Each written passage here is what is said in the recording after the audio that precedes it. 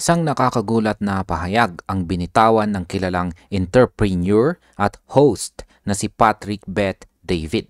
Ayon po sa kanya, sa XRP daw ang posibleng pumalit sa SWIFT system, ang matagal nang ginagamit ng mga bangko sa buong mundo para sa international transfers. Sa kanyang PBD podcast, tinawag pa ni Patrick ang SWIFT bilang outdated at pinuri ang kakayahan ni XRP bilang next generation payment solution. Ang komentong ito ay binigyang diin ng crypto analyst na si Ripple Van Winkle na nagsabing hindi ito nabibigyan ng sapat na pansin ng community ng finance at saka digital assets. Kaya yan po ang siyang ating pag-uusapan sa video na ito, pero bago po tayo magpatuloy ay pakibasa na lamang po muna ang disclaimer dito po sa ibaba ng ating screen. Yan, bakit nga ba tinawag ni Ginoong Patrick Bet David na luma na ang SWIFT? Yan, sabi rito, a recent observation by crypto analyst Ripple Van Winkle has shed light on comments made by American entrepreneur and media host Patrick Bet David regarding the potential of XRP and transforming the global payments industry. Paliwanag po natin yan sa kanyang obserbasyon. Ipinaliwanag po ni Ginoong Van Winkle na binigyang diin ni Ginoong Patrick Bet David ang malaking potensyal ni XRP sa pagbabago ng global payments industry. Ayon po sa kanya, ang SWIFT ay matagal nang ginagamit ngunit hindi na ito nakakasabay sa bilis at technology ng modernong panahon. Sa XRP naman ay may kakayahang magpadala ng pera halos instant, bagay na hindi po nagagawa ng traditional na SWIFT system. Kaya ang market impact po nito ay ang ganitong pahayag mula sa kilalang personalidad ay maaari pong magbunsod ng mas mataas na interes kay XRP, lalo na po sa mga institutional investors na gustong makakita ng mas mabilis na paraan ng transaction. Ano naman ang pinagkaiba ng SWIFT at Ripple technology? Ayan, ang sabi po rito ay the SWIFT network, established in the 1970s, has long served as the global standard for cross-border transactions. However, it relies on intermediaries and legacy infrastructure that can delay settlement times and increase transaction costs. Yan, ang SWIFT daw ay ginawa pa noong 1970s bilang global standard sa pagpapadala ng pera sa iba't ibang bansa. Ngunit ang problema, dumadaan ito sa maraming middlemen o bangko bago po makarating sa destinasyon. Dahil dito, tumatagal ang proseso at tumataas po ang bayarin. Si Ripple naman ay gumagamit po ng blockchain technology para alisin ang mga middlemen na ito. Kaya mas mabilis ang settlement at halos walang dagdag na gastos. Sa market impact, kapag mas marami pong bangko ang lumipat sa RippleNet, maaari pong bumagsak ang demand sa SWIFT-based services at tumaas po ang halaga ng XRP bilang primary liquidity asset. Paano naman po ginagawang mas efficient ni Ripple ang cross-border payments? Sabi po rito ay according to Van Winkle, Ripple's blockchain-based payment system eliminates many of these inefficiencies, providing instant settlement without the need for correspondent banks or costly wire fees. Ayon daw po kay Ginoong Van Winkle, natatanggal ni Ripple ang mga hindi kailangang proseso sa cross-border payments. Sa pamamagitan po ng blockchain, nagiging instant ang settlement at hindi na kailangan ng correspondent banks. Wala na ring matataas na wire fees, kaya mas nakakatipid po ang mga negosyo at bangko. Ang simpleng prosesong ito ang dahilan kung bakit mas maraming institution ang tumitingin ngayon kay XRP. Sa market impact, ang ganito pong efficiency ay magpapataas ng adoption rate ng XRP at maaari pong magresulta sa tuloy-tuloy na pag-akyat ng presyo dahil sa lumalaking paggamit sa real-world applications. Ngayon ay gaano naman po kalawak na ginagamit ang RippleNet ngayon? Sabi po rito tungkol dyan ay he noted that this technological advantage has already led to widespread adoption, with more than 100 financial institutions currently using or testing RippleNet.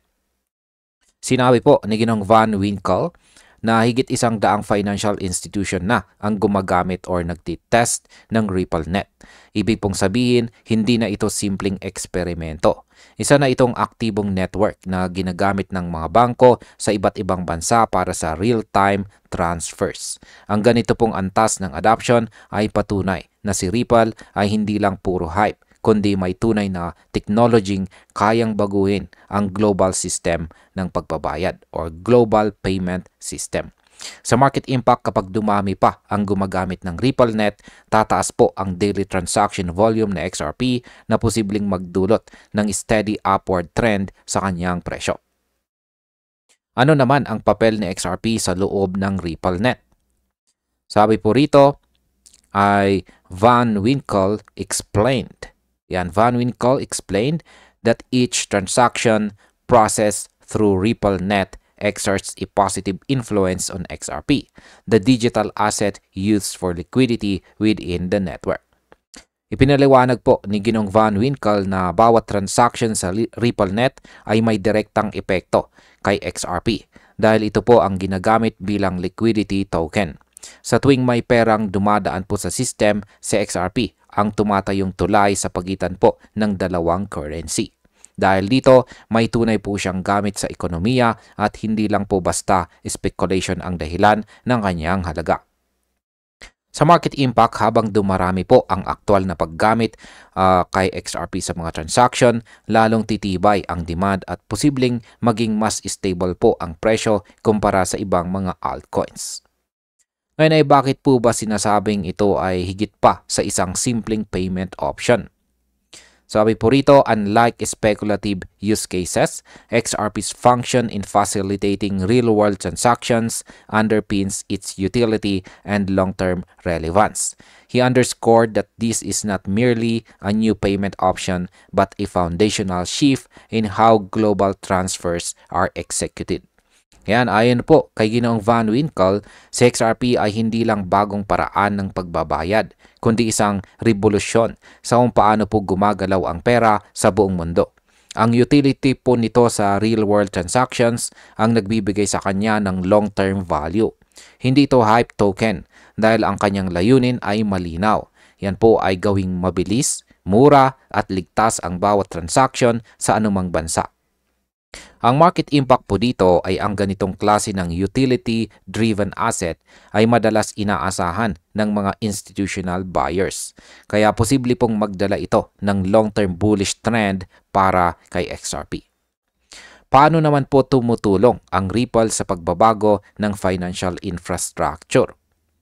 Yan, sabi po rito ay Patrick Bet David's endorsement of XRP as an evolution beyond SWIFT supports the growing belief that blockchain solutions are poised to redefine financial system.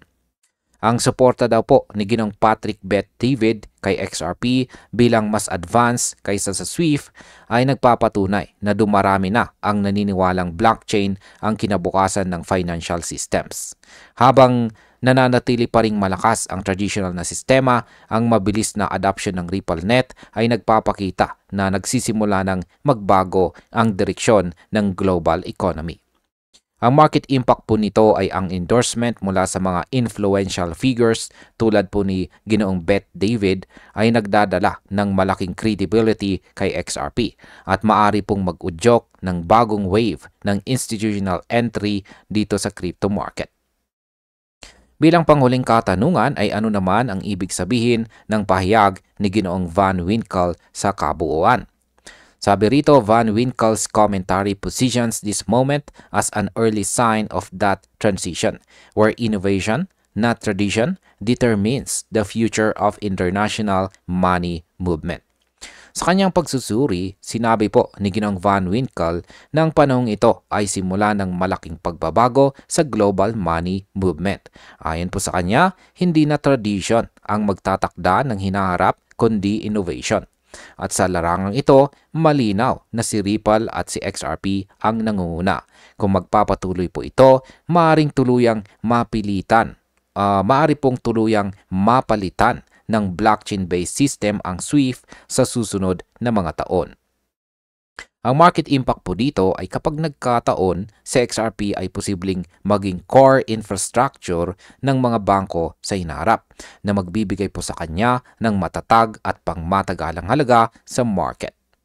At bilang panghuli, ang aking opinyon naman tungkol dito ay kung titignan po nating mabuti, ang pahayag ni Ginoong Patrick Bet David ay hindi lang isang opinyon, kundi isang pahiwatig ng kung saan papunta ang global finance. Matagal nang ginagamit ang SWIFT, ngunit mabagal na itong makasabay sa modernong teknolohiya. Si XRP naman ay nag-aalok ng instant transfers, transparency at mababang bayarin. Sa tulong ng RippleNet, may kakayahan itong baguhin ang sistema ng global payment.